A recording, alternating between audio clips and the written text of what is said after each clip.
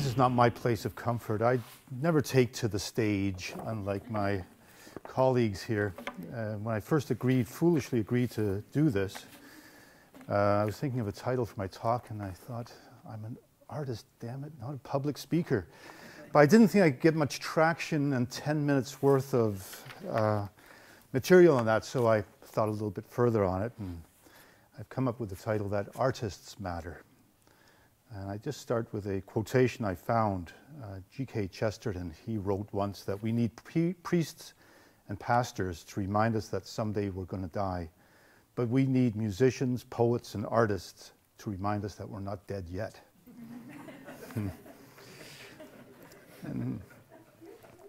We often hear the term that art matters, and there's no question that it does.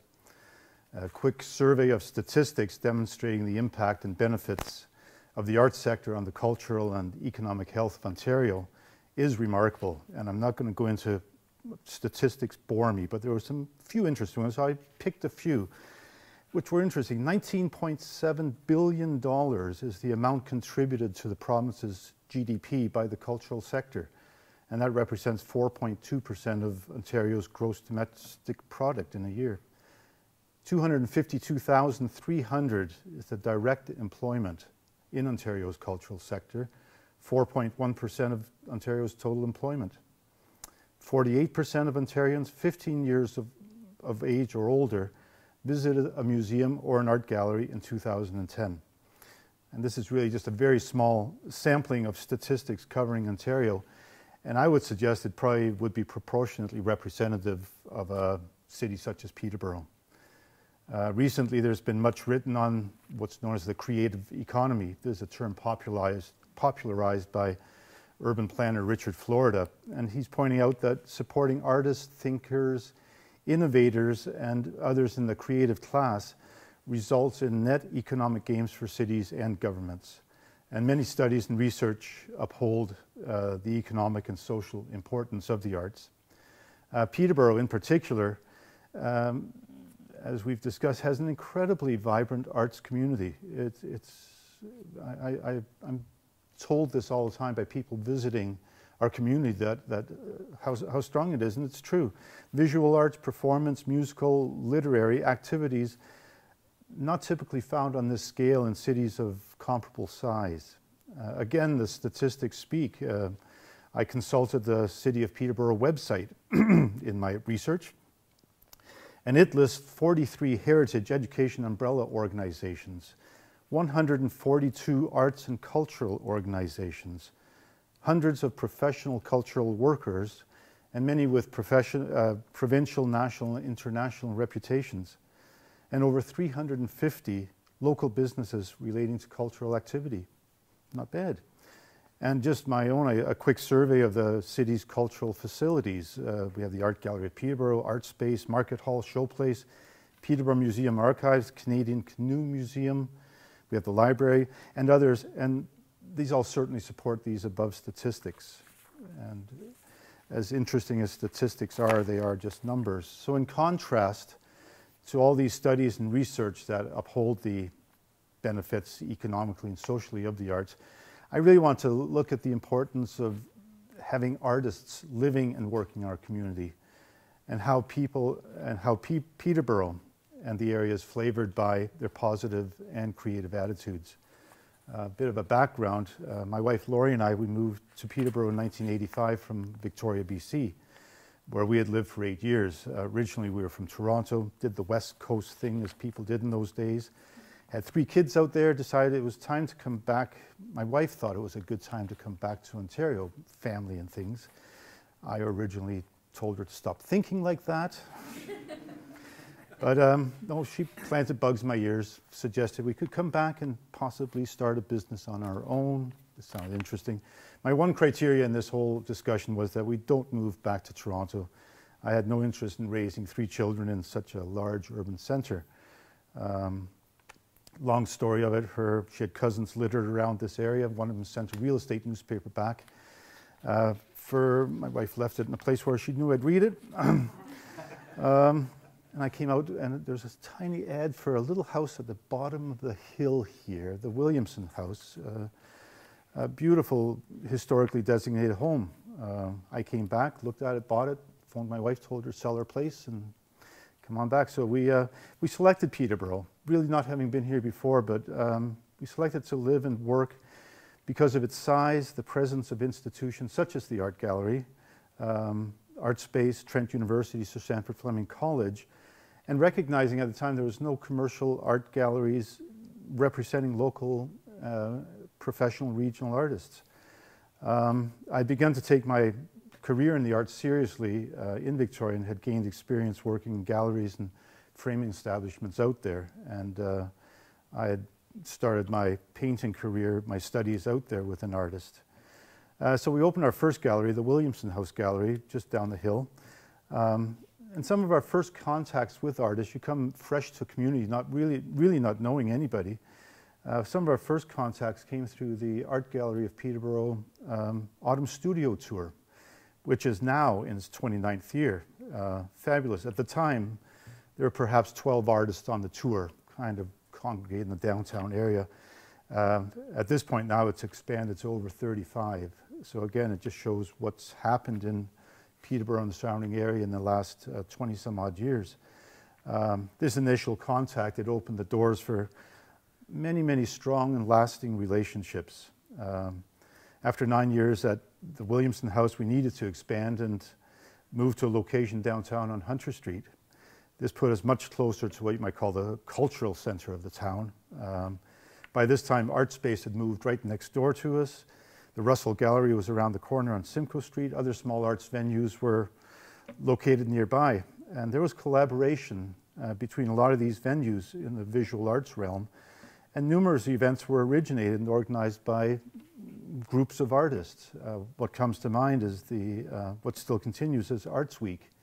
It's an annual week-long celebration of the arts that happens in and around downtown. After 11 years on Hunter Street, we moved into our George Street location in 2005.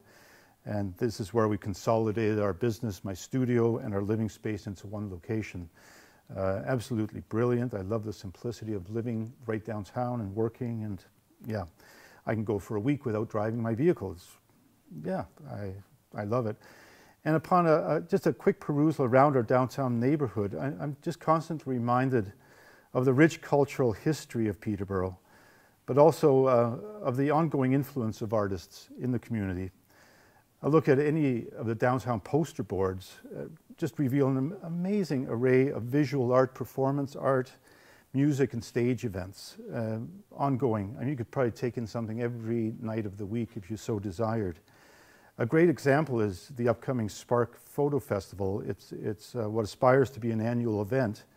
This inaugural festival, it's going to present the work of professional, emerging and amateur photographers in over 50 different venues throughout Peterborough for the entire month of April. Great, and this is something that's just born out of artists' desire to get things going. Very encouraging. I see much of what's established today originating from the creative and positive imagination of artists. When we first moved here, I visited Art Space. The first thing I did, I walked up the stairs and I met David Burke. He was installing, I think it was a show of Patterson Ewan. Fabulous, and I mean, it just blew me away, the scale and scope of what was going on here. And David, being such an encouraging fellow, he encouraged me to take part in what the arts community offered. It was great. This artist-run center revealed to me what an impact the collective, the creative, the positive artistic imagination could accomplish. And looking back today, you can trace the development of present-day Market Hall back to this original imagination.